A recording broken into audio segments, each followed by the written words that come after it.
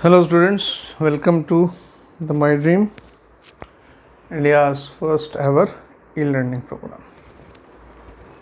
It's of course my dream, and again we study here topic in terms of what, that is why we study, and then how we study. Now in the last class I discussed about, last topic was resistance. Now I'm going to discuss here the actual meaning of resistance. Through the wire, actually the electrons flow.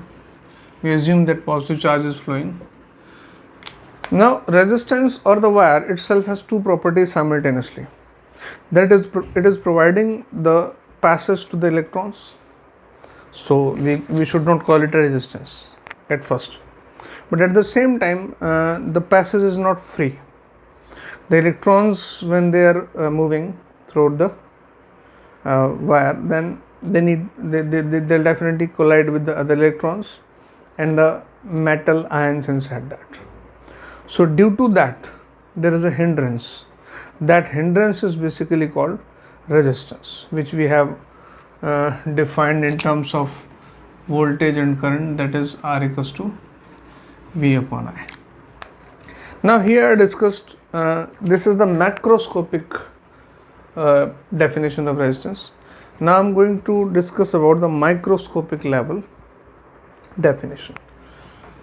Now suppose we have a wire, okay, of length L, cross section area A, and now no battery is connected across it. Then still there are the electrons in thermal motion, thermal agitation. As in kinetic theory of gases, the gas molecules move here and there due to temperature. They have their VRMS velocity. But if a container is placed somewhere, the net velocity, the average velocity of all the gas molecules or atoms is zero. In the same way, the electrons, when they are thermally agitated inside a metal, then they move randomly. Then they move here and there, this way, that way, this way, that way, and overall the net velocity is zero. Still, we should know the thermal velocity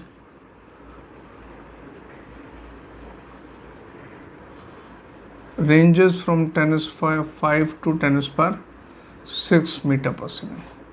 It's so large, but like that it is very large, but it doesn't contribute to any current.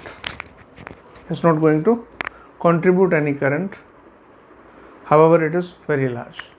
Now if you connect battery across it, then there is a net flow of electron, and the electrons which move with the net velocity, of course they also get collided with the other electrons and the crystals of the metal. Still we have a resultant velocity called drift velocity. That drift velocity ranges from 10 is power minus 4 to 10 is power minus 2 meters. It is very small. Sometimes students ask, if sir, this velocity is very small, then how can electron move? Then current moves so rapidly. This is the velocity of electron. Still, if the key is closed, then the electrostatic field that moves with the speed of light. See, now let me tell you very clearly that electric field generated inside the metal is with the speed of light. The velocity of the drift velocity of electron ranges from 10 to the power minus 4 to 10 to the power minus 2 meter per second. That is very small, that's true, but the number of electrons is very large and the electric field setup is very quick. So we can get a huge amount of current in very short duration. That's the reason, one thing. Now let's calculate the quantitative value of drift velocity. in a very simple way. We assume that, like in kinetic theory of gases, we assume that there is length L, material A, or I say this length is, say this is dl. Okay, simple. I take small length. From this point P to Q, the electron travels with velocity, drift velocity Vd.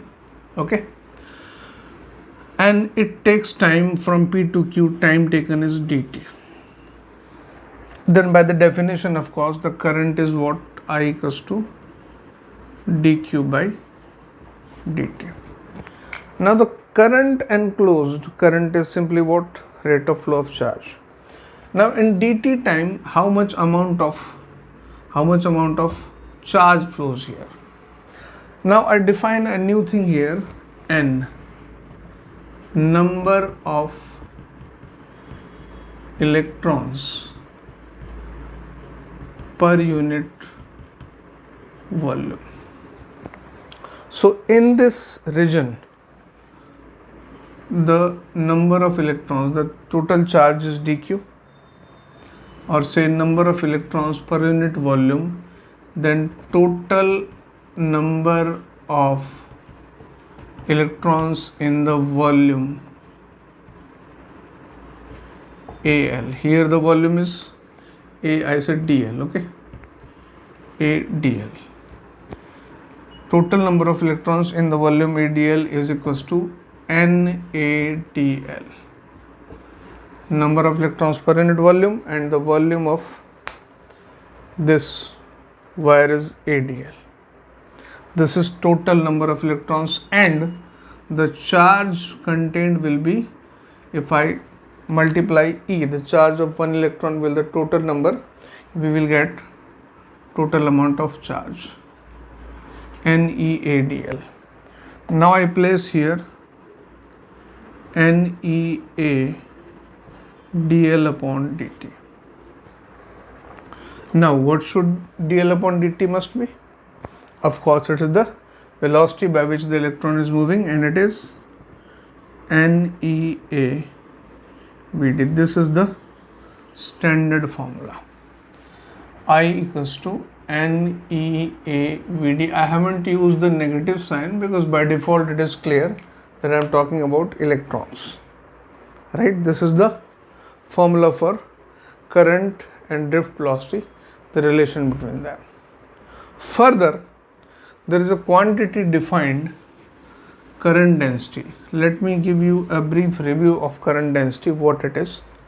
Actually, when current flows through any cross section, then it is not necessary that all electrons will be moving in a uniform direction. Some electrons may be moving in this direction, some electrons here moving in this direction. So at any moment, if I take this area vector as A, then certain amount of electron which are moving parallel to this A will give a definition to a new quantity which is called current density. Current density denoted by J. It is I by A. It's a vector actually. It's a vector quantity which is directed along the area vector. So here I come that I equals to NeAVd. I write I by A NeVd.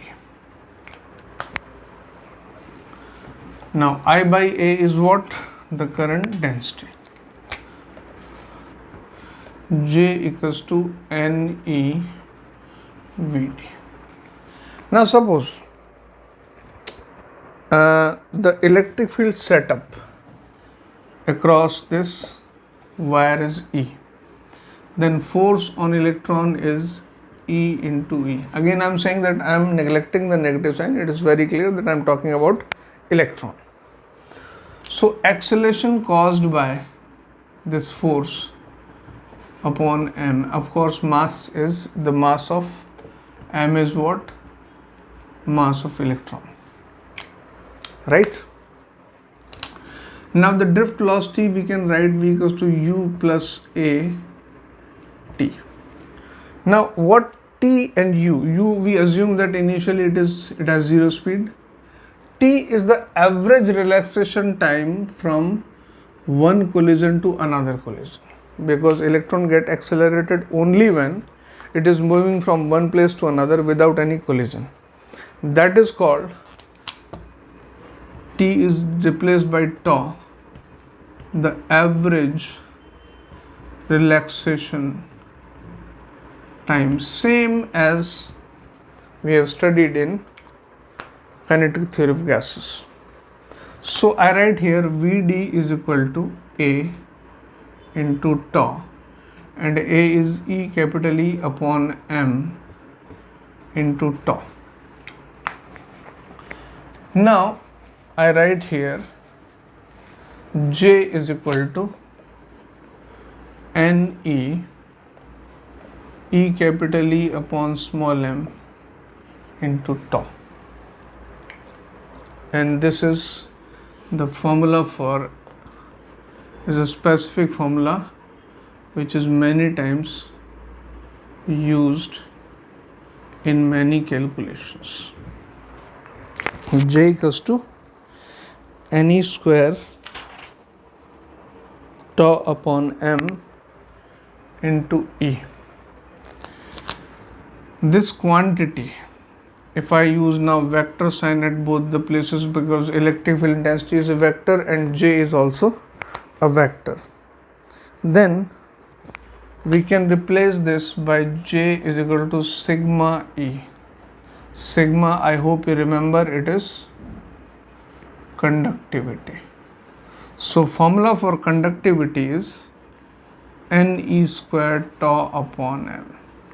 Sometimes there are direct questions on this formula, so you need to memorize this formula.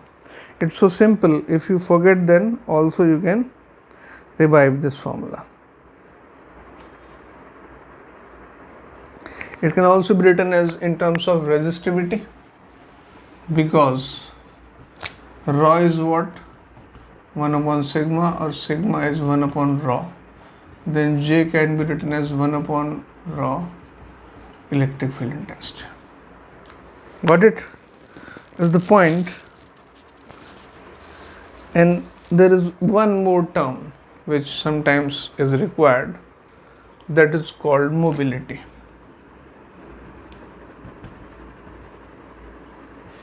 Is denoted by mu. Mobility, like electrons in metals, the ions in the solution, and the ions and electrons in the cathode ray tube, the gas. Okay, so this mobility is positive quantity, and this is given by mu equals to Vd upon E. We just need to memorize these formulas. And we can write sigma as mu E, and then n, number of electrons per unit volume. Sometimes it's matter of chance we can get the question over it. Now we come to the numerical applications of lots of problems where we deal, that is what? Combination of resistances.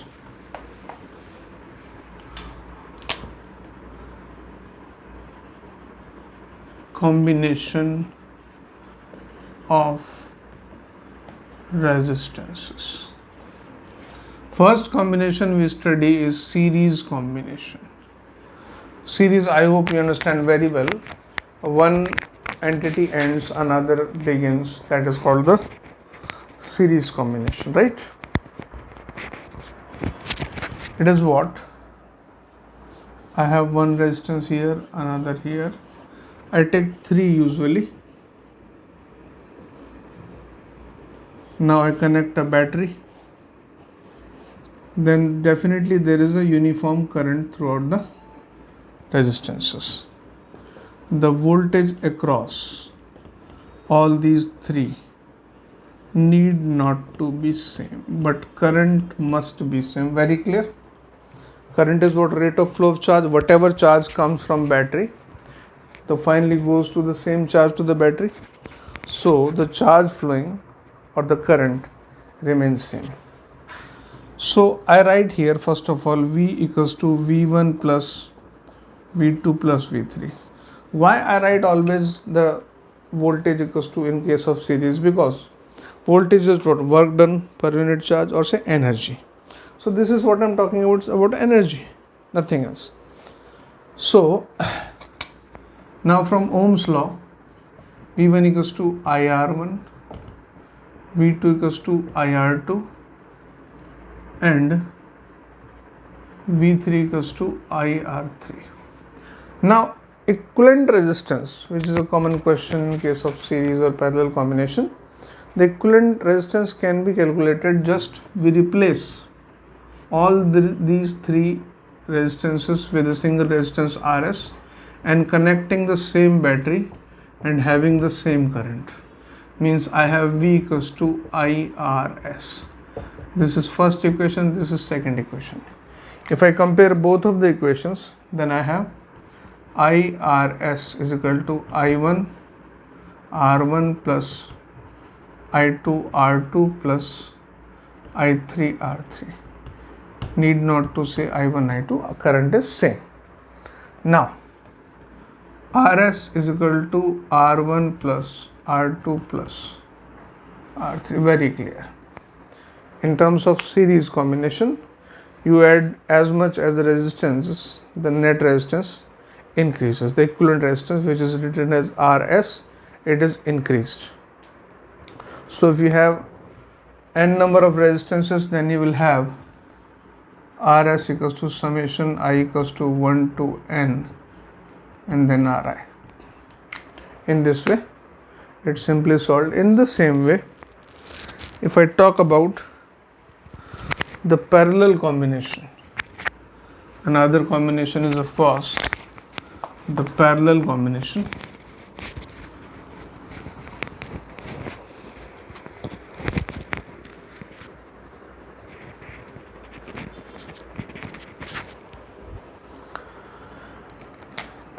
This is second is parallel combination. As the name suggests, this is R1, this is R2, this is R3. Connecting with the battery. If current I goes from battery, then here suppose it goes I1, here it goes I2. Now in this case, the currents definitely may be different, but the voltages across all the resistances are same. Of course, they all are connected across the same battery. Now if I draw an equivalent diagram that I connect a single resistance, say Rp, connecting same battery, having the same current. So first I write equation for this. Then I have, of course, due to charge conservation, that I must be equals to I1 plus I2 plus I3. And here I is equal to V by Rp. And here I equals to, across this, the voltage is V, resistance is R1, right? It becomes V by R1 plus V by R2 plus V by R3. This is equation number 1, this is equation number 2. If I compare both the equations, I get V upon Rp equals to V upon R1 plus V upon R2 plus V upon R3. And collectively I have V cancelled. 1 upon Rp is equal to 1 upon R1 plus 1 upon R2 plus 1 upon R3.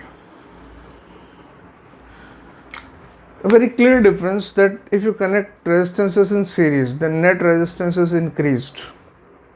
But in case of parallel resistance, you connect more resistance, resistance is decreased.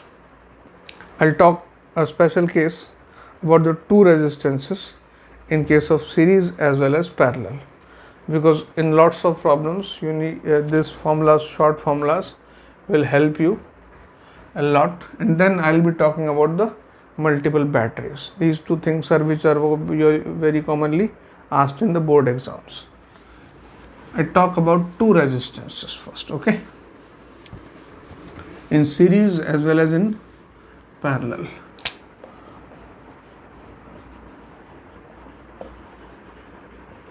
Two resistances, R1, R2.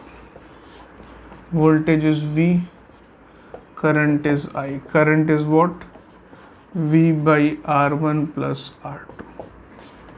Now, the voltage across this resistance, V1 equals to IR1. I is what? VR1 upon R1 plus R2. And in case of this V2, definitely it is IR2, VR2 by R1 plus R2. You see clearly that in series combination, the voltages are divided proportionate to the resistors. It can be applied for the n number of resistances, but maximum problems are for the two resistances. So I am giving this formula that here V by R1 plus R2, V by R1 plus R2 is a constant, but rest R1, R2 are different. So V1 is proportionate to R1, V2 is also proportionate to R2, like that. In case of parallel combination, this is R1, this is R2. From here the current is I1, from here the current is I2. Here is the voltage V. The voltage across both is same, that is I1 R1 equals to I2 R2. From here I get equation I1 is upon I2 is equal to R2 by R1. And at the same time I1 plus I2 is equal to I. I is what? The net current. If I combine these two resistances, then as per the definition of parallel resistance, this is a new thing I am doing. If I replace these two by Rp, then let's calculate what is Rp. 1 upon Rp is equal to 1 upon R1 plus 1 upon R2. If you solve it, you will get Rp is equal to R1 R2 by R1 plus R2. So current in this case is equal to IRP. So I have another equation, I1 plus I2 is equal to V by Rp. And after solving these two equations, I will have I1 equals to VR2 by R1 plus R2 and I2 is equal to VR1 by R1 plus R2. Just look here, the current is inversely proportionate to the resistances. In case of series, the current was directly proportional to the resistance, right?